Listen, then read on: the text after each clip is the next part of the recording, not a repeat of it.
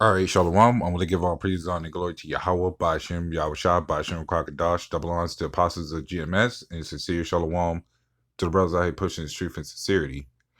And I have a clip here, and it's 11 minutes long, and I'm not even going to watch the whole thing. I have, but this is just to show a small part of how they make movies off these things, and it actually becomes a thing. Now it says by 2024, uh, COVID 23 worsens and anyone affected will be shot dead. That's I think in the clip is going to show the name of the movie, but look how they already made a movie about it, and this movie was made in 2020, the exact same year when this virus came out, and they already making movies about it being in 2024, how this thing increased. So that's already a sign right there how they trying to do it, which can even possibly be this monkeypox going around, but it's going to be something even more. And it's not surprising how they show this as a reference of what's to come, because people are going to be how they were in 2020, losing their minds, having to be closed in, quarantined, and all this other stuff. So I'm going to play probably like a minute or two of the clip.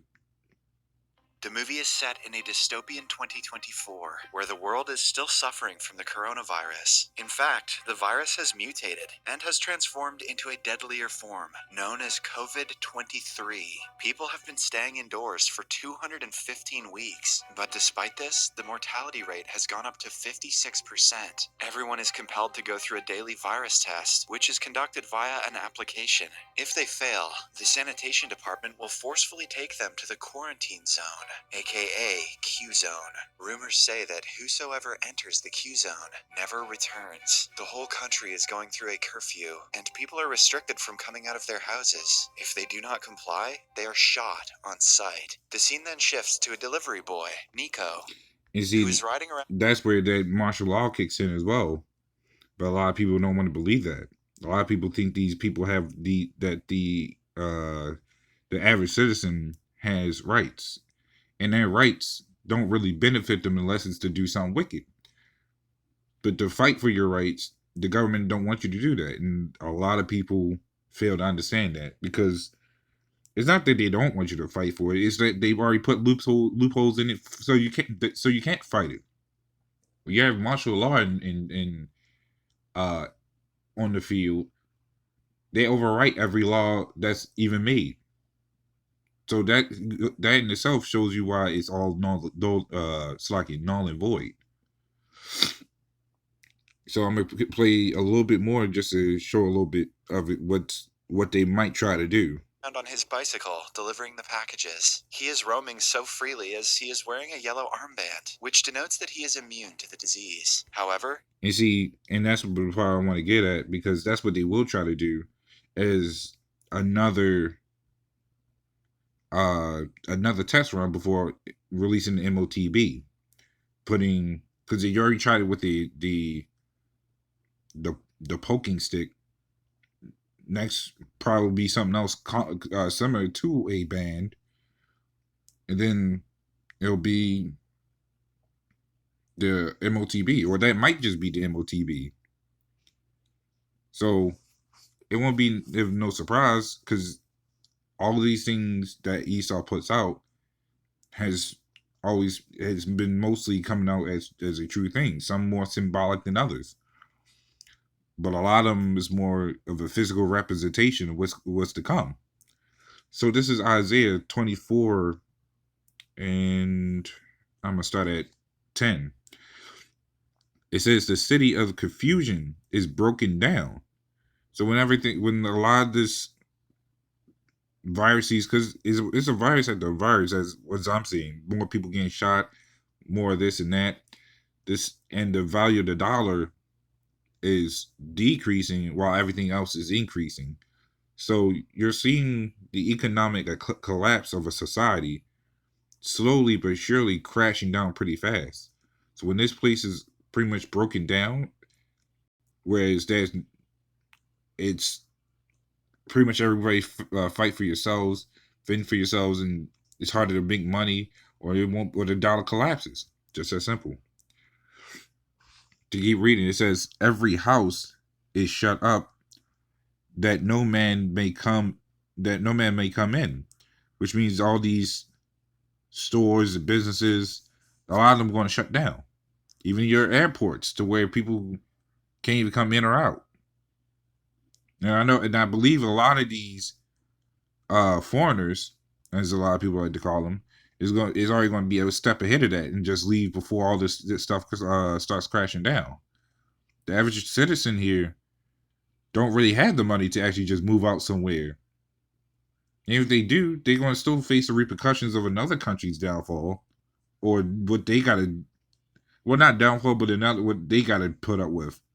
Because when anytime there's a war going on, laws become more stricter in pretty much every land, and they added more and more things to restrict people. So no matter if you leave here to go to another place, the same thing is going to happen. Just like there was a pandemic over there in China, they had worse restriction laws and indoors compared to America, but no matter what happens, it's still going to be just as bad for when all this stuff is all said and done. When all this stuff starts crashing down, it's America's just going to act like just like China or Russia or any other place that's going to have a lockdown or martial law, and they won't give a damn.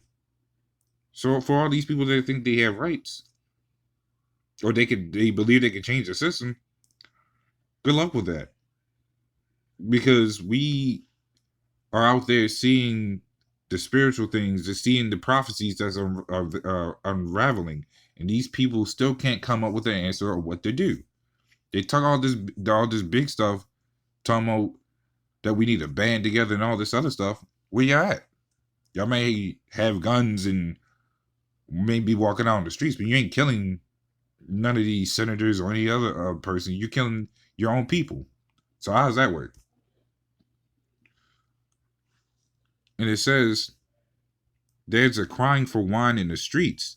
All joy is darkened. The mirth of the land is gone. And that mirth means the happiness. There's no happiness in this land. Everybody's crying for that wine, which is that happiness, that lifestyle. That wine is that lifestyle that they can get drunken off of. Having the ability to do what they want. And it's not working into their favor. If anything, it's it's, how should I say, it's actually preparing them for, well, unpreparing them for the worst scenario, because to be able to do all these things just for it to be snatched, people don't know how to adjust to that now. People, hell, you see Edomites jumping off roofs now. You see our own people trying to off themselves or just keep going with what they're doing, but then no bitch you complain about shit because they love the society. I did a video last week on how our people saying they're a proud American, but yet they living in the ghettos. They're in gangs, still killing each other. But they worried about who the hell to vote for. That goes to show you how screwed up this place really is. But it says the mirth of the land is gone. No one's happy here. No matter who you put in office, same thing's going to happen, but worse every time. And these people just don't want to get it. So when you see another virus pops out like this, or another so-called, or another spark of a war about to happen, don't be surprised. We done told you. This is Revelations 18:8. It says, therefore shall her plague come in one day, which is basically like this era, or when it's time, when the Lord comes back, it'll be in that day. It says, death and mourning and famine, and she shall be utterly burnt with fire. And notice how it says, therefore shall her, Salaki, I wanted to jump back up again. It says, therefore shall her plagues come in one day. You're seeing nothing but plagues. But guess what? And as it kept reading, it says death and mourning. You got a lot of people dying and mourning for the people that's dying, and famine. The cost of food is going up even higher. But then you got these truckers that can't really transport all this stuff because not only gas going up, but they're missing parts. You got farmers who has to pay more in what they trying to do for the ground for to make more crops, but they can't keep up with it. Then let's not forget the people that's sailing on the boats. If people start shutting their doors in all these other countries just so America can't get their resources, that's also a major famine. It says, and she shall be utterly burnt with fire, for strong is the Lord Yahweh who judgeth her. So, and that's why all these things are happening. You're going to have all these things going on because this place is really wicked. This place needs to burn because no matter who you take out in office, let's say you even put our people in the office, and let's say them rats was gone and our people was ruling America. Guess what? Weed everywhere, niggas being niggas robbing and breaking into your stuff, and they'll make it all legal. That's a problem. That's why we can't inherit a kingdom that's wicked, because we will become just as wicked as our oppressors. Remember, we make everything over the top, whether it's sports, singing, and all this other stuff, including in wickedry, in wickedness, killing, murdering, and all. I'm sorry, murdering, adultery, smoking, all this other stuff that come along with it. That's the problem. That's why the Lord said He's going to destroy this place because of all these things that go on. This is the main pinnacle of the roots of wickedness right now, because it branches like a tree. It branches to all these other countries, and they get corrupted. They want to do the same thing this place is doing. They want to be the next rulers. Well, the Lord says He's coming back to make put a stop to all that. We just have to be diligent until He does come back and do it. But that's pretty much all I had going into that. So, little one, this is a little edifying. With that, shalom.